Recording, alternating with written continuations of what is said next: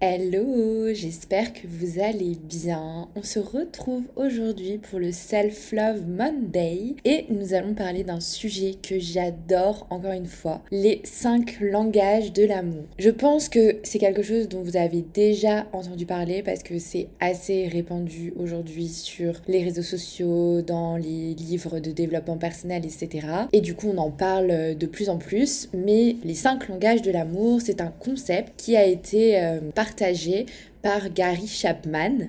Donc Gary Chapman, c'est un conseiller conjugal et auteur du livre Les 5 langages de l'amour. C'est un livre que j'ai lu il y a quelques années quand j'étais à Nantes et ça m'avait vraiment ouvert les yeux sur la façon d'aimer parce que j'avais vécu pas mal de choses dans mes précédentes relations, enfin dans ma précédente relation surtout. Et il y avait des choses que je ne comprenais pas par rapport à ma façon de montrer mon amour, par rapport à sa façon de montrer son amour. Et en fait, même étendu au-delà de ça, c'était par rapport à mes amis, ma famille, etc. Et en fait, ce livre-là, il m'a vraiment ouvert les yeux parce que je me suis rendu compte qu'en fait, chacun avait son propre langage de l'amour et sa manière de montrer qu'il aime une personne sans forcément que ce soit par les mots, par exemple, en disant je t'aime. Et moi, je sais que, bon, je reviendrai là-dessus, mais je sais qu'il y a beaucoup de choses qu'on m'a reprochées, etc. Alors qu'au final, c'est juste que j'avais pas ce langage-là de l'amour, mais par contre, je faisais d'autres actions qui étaient pour moi la manière dont je voulais montrer mon amour. Et en fait, ce livre m'a beaucoup aidée parce que souvent, en fait, on croit que juste aimer, ça suffit. Mais en fait, si on parle pas le même langage de l'amour, la même langue émotionnelle, parfois on va passer à côté de certaines choses. L'autre va être frustré ou nous on va être frustré parce que on ne reçoit pas ou on donne pas à l'autre ce qu'il a envie de recevoir et inversement. Avant de commencer cet épisode, je voudrais que tu te poses une question.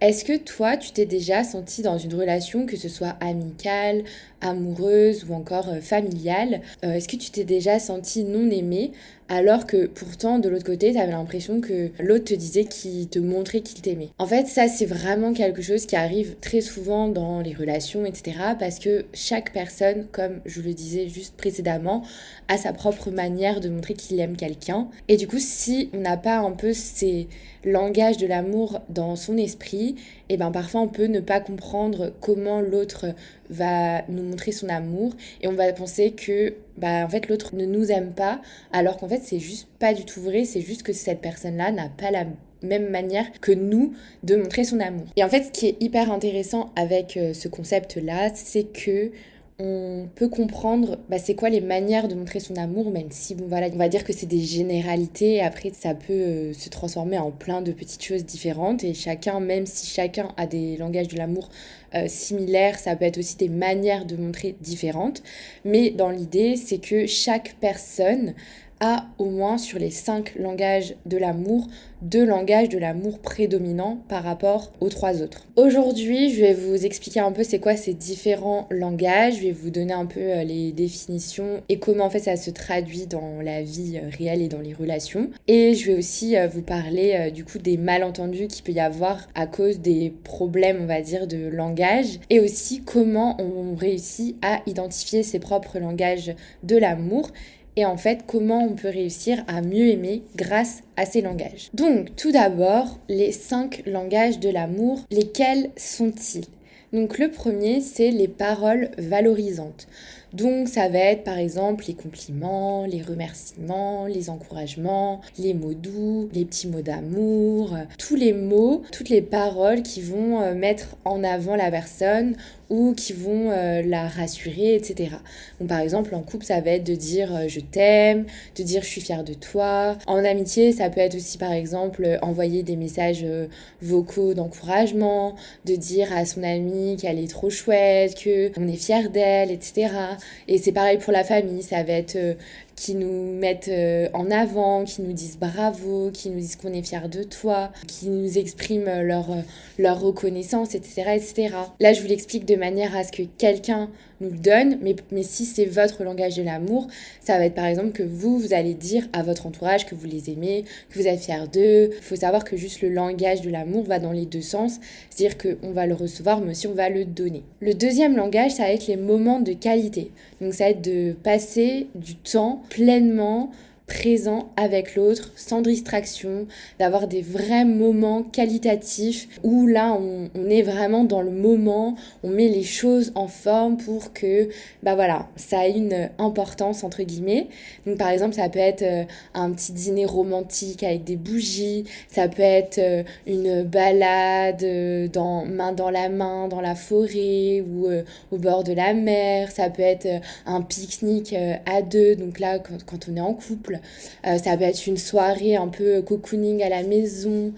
Après, en amitié, c'est pareil, ça va être un apéro dînatoire entre amis, ça va être une après-midi en terrasse à papoter, etc.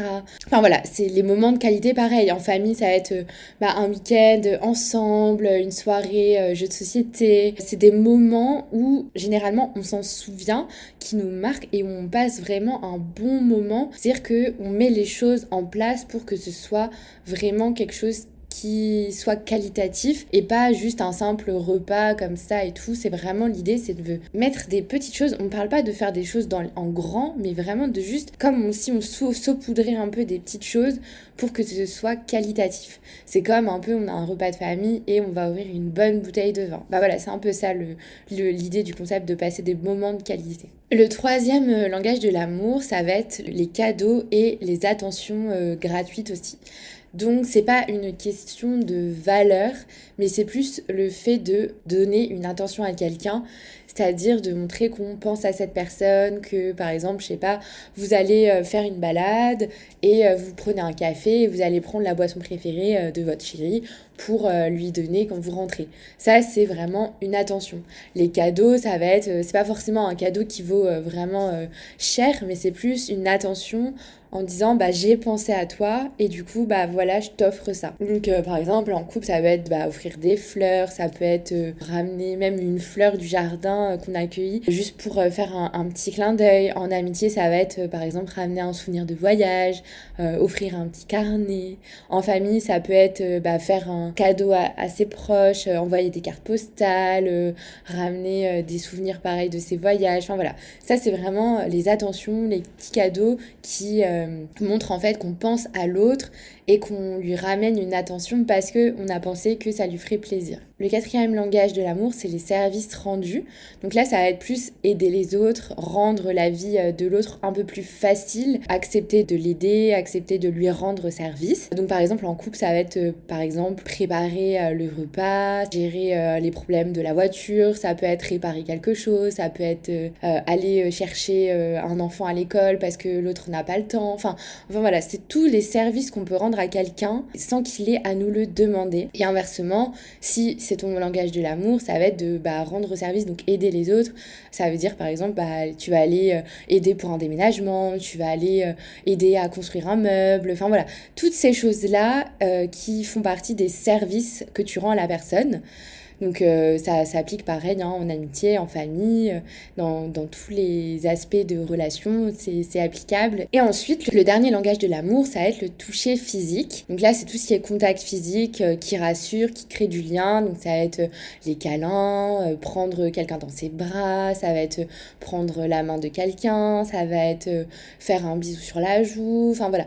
Toutes ces choses qui relèvent de la connexion physique, du contact. Donc en amitié, par exemple, ça peut être pareil, ça peut être des petits câlins. En famille, ça va être faire un bisou à ses parents, prendre ses parents dans ses bras, etc. En couple, ça va être les câlins, les bisous, ça va être tout ce qui concerne le toucher physique. Ça fait partie du langage de l'amour. Donc maintenant qu'on a fait le récap de tous les langages de l'amour, j'avais envie de vous expliquer un peu, déjà moi, de mon expérience, comment ça m'a aidé dans mes relations à comprendre en fait déjà moi, mon langage de l'amour, d'où il venait aussi et comment aussi interpréter le langage de l'amour de mon compagnon par exemple ou de mes proches. Et Comment aussi ça m'a aidée parce que, par exemple, comme je disais, dans ma première relation, on avait beaucoup de malentendus par rapport à nos langages de l'amour parce qu'on était vraiment différents sur nos langages, on n'avait pas la même manière de montrer notre amour et du coup ça provoquait parfois des disputes ou des incompréhensions parce que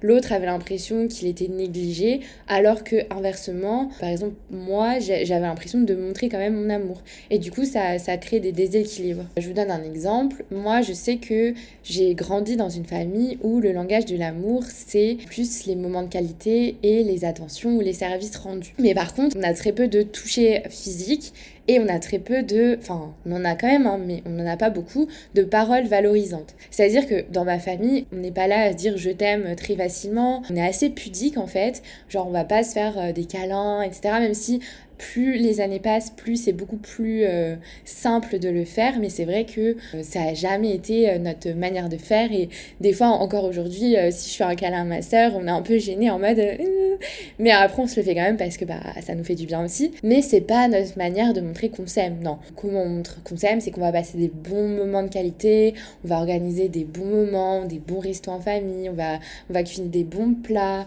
on va faire des voyages ensemble, enfin voilà, on va faire plein de choses comme ça. Je sais que par exemple ma mère, un de ses langages de l'amour prédominants, c'est les cadeaux et les attentions. Elle adore faire ça, elle adore faire des attentions à nous tous, elle adore faire des attentions, elle adore offrir des cadeaux. D'ailleurs, je pense qu'elle aimerait offrir des cadeaux à tout le monde qui l'entoure, tellement elle adore ça. Et du coup, c'est son langage de l'amour. Et par exemple, mon père, lui, ça va plus être les services rendus. C'est-à-dire qu'il va nous aider quand on va déménager, il va nous aider à monter nos meubles, il va refaire la peinture de notre chambre. Enfin, en fait, ça va être plus sa manière à lui de montrer qu'il nous aime. C'est qu'il va, par exemple, je vais lui dire, ah bah j'ai ça qui est cassé. Et puis je reviens dans ma chambre le lendemain et c'est réparé. Voilà, c'est plus sa manière à lui de montrer aussi qu'il nous aime. Et en fait, quand j'étais plus jeune, je comprenais pas ça. Et pour moi, c'était en mode, bah en fait, on nous aime pas assez, parce que bah on nous fait jamais de câlins, on nous dit jamais je t'aime, etc. Et en fait, j'ai l'impression que on a un peu réduit le fait d'aimer quelqu'un à juste dire je t'aime. Sauf que c'est pas vrai. C'est pas parce qu'on ne dit pas je t'aime à quelqu'un qu'on ne l'aime pas. Et moi, ça a été vraiment toute ma problématique dans ma première relation, typiquement. C'est que j'avais du mal à dire je t'aime parce que c'est quelque chose que je n'ai jamais eu l'habitude. Et du coup, je montrais mon amour d'autres manières. Mais du coup, inversement, la personne avec qui j'étais pensait que je l'aimais pas parce que je lui disais pas. Et du coup, il me le reprochait parce que je disais pas assez je t'aime et je faisais pas assez de câlins, etc. Mais sauf que c'était pas ma manière de faire et j'arrivais pas en fait.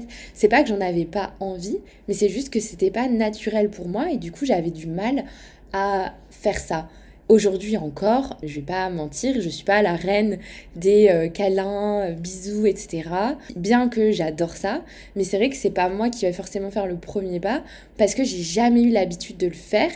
Et je le fais de plus en plus parce que je sais que ça fait plaisir et je sais que moi aussi ça me fait du bien. Mais c'est vrai que j'ai jamais eu cette habitude de le faire naturellement. Du coup, ça vient pas naturellement en moi, dans ma tête. Par contre, j'ai d'autres manières de montrer mon amour qui sont, moi, mes deux langages de l'amour prédominants, c'est les moments de qualité et les attentions. Comment je montre mon amour, c'est que je vais préparer des moments de qualité, je vais organiser des moments de qualité, j'aime mettre des petites bougies, j'aime sortir une bouteille de vin, j'aime faire des balades, j'aime que chaque moment soit un peu particulier, il y ait quelque chose en fait qui le rende vraiment qualitatif et j'aime pas ne pas passer des moments qualitatifs, ça pour moi je trouve ça très ennuyant et je trouve que ça n'a pas de sens alors que quand on passe des moments qualitatifs, je sais pas, je trouve que tout de suite il y a une ambiance, il y a un mood, il y a un état d'esprit et moi ça me rend heureuse et du coup le fait de faire ça me rend heureuse et c'est ma manière aussi de montrer mon amour. Et idem, mon deuxième langage de l'amour, c'est vraiment les attentions, c'est-à-dire que moi j'adore faire des attentions à mes proches. Donc là je parle en couple, amis, famille, peu importe. J'adore faire des attentions, j'aime par exemple offrir un petit cadeau quand je pense à quelqu'un, quand je vois quelque chose par exemple dans un magasin et je me dis ah je sais que ça va lui plaire, du coup je vais acheter ce cadeau-là pour lui faire plaisir.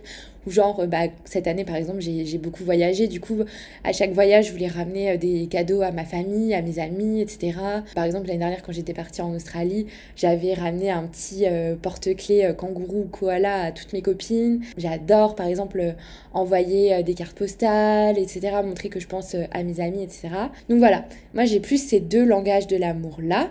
Par contre, à l'inverse, en moments que j'aime recevoir, donc j'adore bien évidemment les moments de qualité et les attentions, mais par exemple, comme je suis quelqu'un qui n'a pas beaucoup de langage de l'amour en toucher physique, ben j'aime que la personne avec qui je suis ait un peu ce langage de l'amour là prédominant, parce que du coup ça va balancer, on va dire, ça va équilibrer le fait que moi j'ai pas ce langage là, mais du coup l'autre là, et comme forcément j'en ai aussi besoin de ce contact physique, et du coup ça a créé un équilibre et on va retrouver un peu notre équilibre au final dans la relation, parce que moi je vais peut-être être plus dans le moment de qualité et dans les attentions, tandis que l'autre il va plus être peut-être dans les touchés physiques et dans un autre langage de l'amour par exemple. Donc voilà, mais en fait ce que j'ai compris avec tout ça, c'est qu'il fallait pas se culpabiliser de ne pas avoir certains langages de l'amour.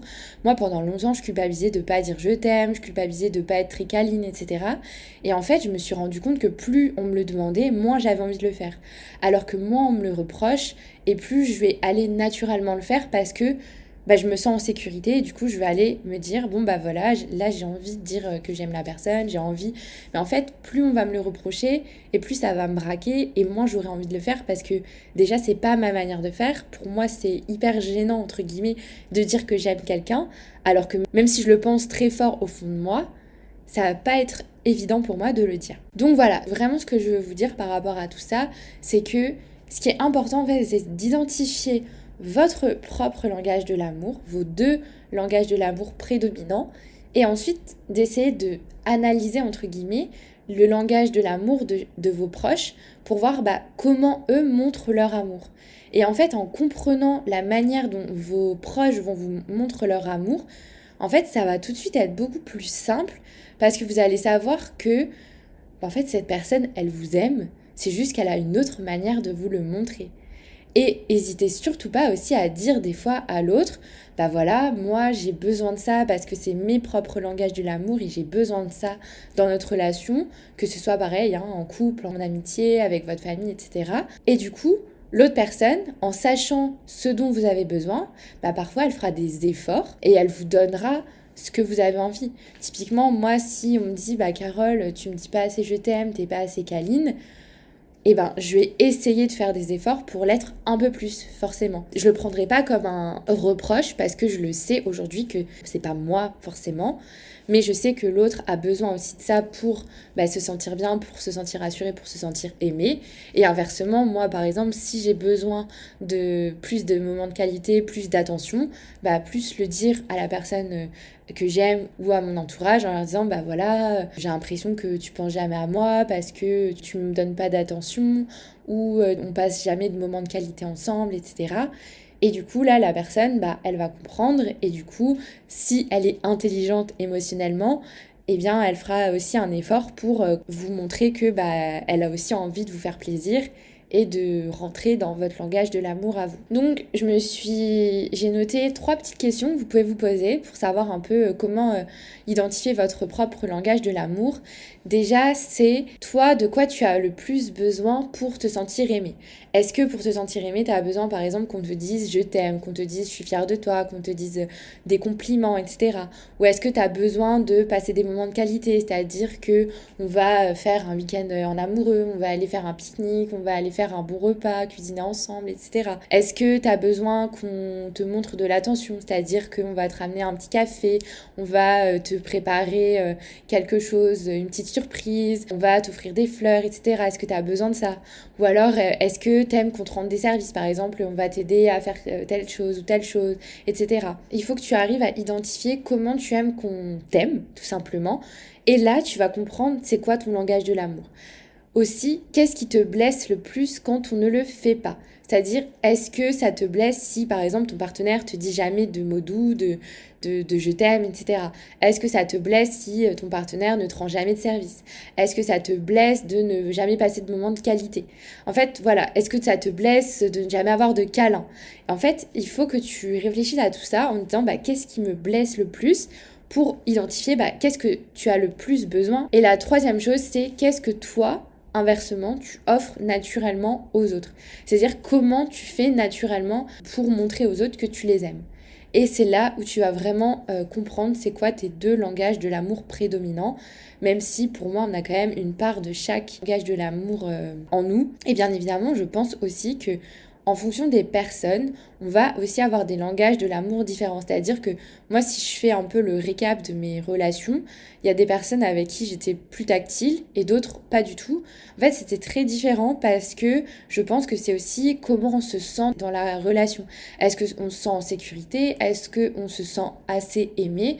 Et du coup, peut-être que ça va nous rassurer et on va aller plus donner des choses dont on est moins à l'aise de base dans la vie de tous les jours. Du coup, je pense que ce qui est important, c'est que ce soit en couple, en amitié ou en famille, c'est de essayer de comprendre un peu les besoins de l'autre, de comprendre comment l'autre fonctionne pour qu'il y ait un peu moins de conflits et plus de complicité. En amitié, ça va permettre aussi d'éviter les malentendus et de renforcer les liens. Typiquement, si vous avez un ami qui est pas du tout téléphone, qui répond jamais aux messages et tout, mais par contre, vous savez que si vous le contactez pour un problème, il sera là. Voilà, en fait, c'est pas qu'il sait pas ne pas être là pour vous, c'est juste que c'est pas quelqu'un qui aime les messages, mais par contre, dès que vous avez vraiment besoin de lui, il sera là. En fait, voilà, c'est juste ne pas être dans le reproche, ne pas être dans le jugement et ne pas être dans le voilà, tu m'aimes pas parce que tu fais pas ci, tu fais pas ça. En fait, vraiment, c'est ça, c'est très très important et je pense que c'était vraiment la leçon que j'ai retenue de ce livre et ça m'a vraiment bouleversée et changée, c'est que chaque personne a sa propre manière de montrer qu'il aime quelqu'un. La meilleure chose à faire pour son propre bien-être et pour se sentir bien, pour se sentir rassuré, c'est déjà de savoir nous qu'est-ce qu'on a besoin et de savoir aussi l'exprimer à nos proches pour leur dire voilà, je sais que t'es pas trop câlin, mais j'aimerais bien avoir un peu plus de câlin parce que moi c'est vraiment la manière dont je me sens aimée et rassurée. Et la personne, si vous lui dites ça de cette manière, elle comprendra. Par contre, si vous lui dites ouais, tu me fais jamais de câlin, tu m'aimes pas, blablabla, là, bien sûr, elle va se sentir agressée et du coup, forcément, elle aura moins envie de vous faire des câlins. Donc voilà, c'est apprendre, vous, déjà, à comprendre ce que vous avez besoin, ce que vous aimez, pour ensuite pouvoir l'exprimer à l'autre d'une manière saine et d'une manière non agressive pour que la personne comprenne.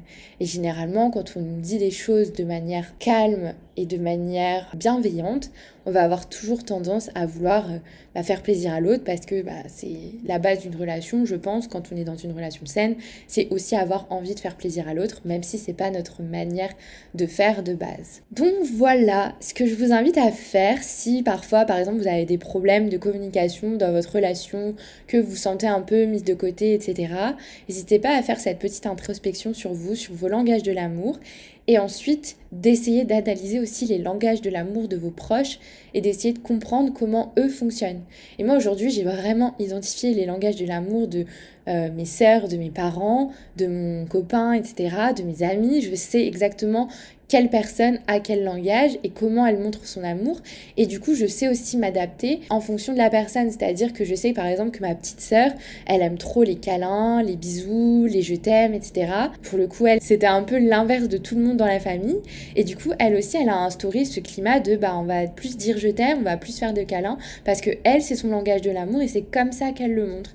Et du coup, forcément, moi, avec elle, j'étais beaucoup plus câline et je lui faisais beaucoup plus de bisous et de câlins et je lui disais beaucoup plus je t'aime parce que elle était comme ça et elle en avait besoin. Et du coup, voilà, on s'adapte, on apprend à comprendre, on évolue aussi, bien évidemment, parce qu'en grandissant, on évolue, on apprend de ses erreurs aussi. Et voilà, l'idée, c'est de juste avancer et ne pas se frustrer, ne pas frustrer l'autre et ne pas se braquer en se disant l'autre ne m'aime pas parce qu'il fait pas ci, alors qu'en fait, juste l'autre n'a pas le même langage de l'amour. Et s'il y a vraiment quelque chose qu'il faut comprendre, c'est que on ne parle pas le même langage, même si on parle la même langue, on n'a pas tous le même langage et notre réalité n'est pas forcément la réalité de la personne avec qui on partage notre vie, de nos proches, etc. etc. Chacun a sa propre réalité et sa vision des choses. Et aussi, les hommes et les femmes ont des visions différentes, ont des manières de penser différentes. Et ça, c'est très important à comprendre. C'est-à-dire que ça, j'en parle souvent et ça me fait rire et même on le voit souvent aussi dans les films, etc. Mais un homme ne va pas avoir la même vision qu'une femme. C'est-à-dire que nous, par exemple, on va peut-être être en mode mais comment il ne peut pas comprendre que j'ai besoin de ça? Mais en fait, un homme, si on ne lui dit pas ce dont on a besoin, il va pas capter. Ça va pas faire tilt dans sa tête. Et inversement, peut-être que les hommes, eux, pour eux, c'est obvious qu'on va comprendre quelque chose. Et en fait, pas du tout. Et du coup, il y a des différences de langage, il y a des différences dans le système de cerveau, de pensée, etc. Et du coup, c'est le conseil le plus bateau, mais la communication, c'est la clé. Et ça aide à résoudre énormément de problèmes, de conflits, d'incompréhension, de malentendus. Et ça, vraiment, c'est la leçon que j'ai apprise number one de toutes mes relations. Si on ne communique pas, on ne peut pas se comprendre et on ne pourra jamais avancer dans la relation. Et ça fonctionne pour toutes les relations, que ce soit en amour, en amitié, dans la famille, etc., etc. Du coup, moi, ce que je vous encourage, c'est vraiment de parler avec vos proches, parler avec votre partenaire, lui demander ce dont il a besoin, ce qu'il aime montrer quand il aime quelqu'un, etc.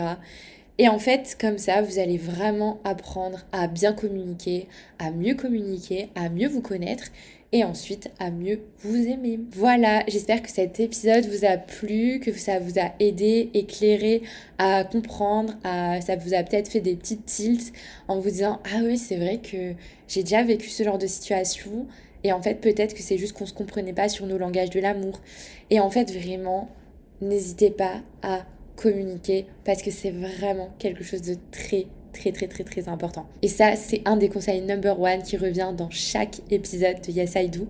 Donc je vous invite à écouter les épisodes sur les histoires d'amour où vous allez vraiment retrouver de nombreux conseils sur les couples, sur comment développer une relation saine et durable. Et je pense que vraiment chaque épisode est une source de plein d'informations, de plein de conseils et c'est très très puissant pour développer ses relations et apprendre à se comprendre et à connaître son partenaire. Sur ce, je vous fais des gros bisous, j'espère que cet épisode vous a plu. N'hésitez pas à le partager en story sur Instagram ou à noter le podcast 5 étoiles sur les plateformes d'écoute. Encore une fois, ça m'aide énormément. Merci encore. Là, on a dépassé les plus de 20 000, 22 000 écoutes. Je suis vraiment trop contente. Ça me touche énormément. Je reçois de plus en plus de demandes pour participer au podcast, etc. Donc vraiment, ça me touche énormément. Et je reçois aussi plein de messages me disant que les épisodes du lundi sur le Self-Love Monday vous font vraiment du bien avec ces conseils, etc. Donc je vais continuer là-dessus aussi avec ces 2 épisodes par semaine. Et voilà, merci vraiment beaucoup pour vos mots doux et ça me fait trop plaisir. Et vous voyez, les mots doux, c'est pas forcément mon langage de l'amour number one, mais j'adore en recevoir. Et du coup, ça me fait trop plaisir. Sur ce, je vous fais des gros bisous. Je vous souhaite une bonne journée, une bonne soirée. Et je vous dis à mercredi pour un nouvel épisode. Des bisous!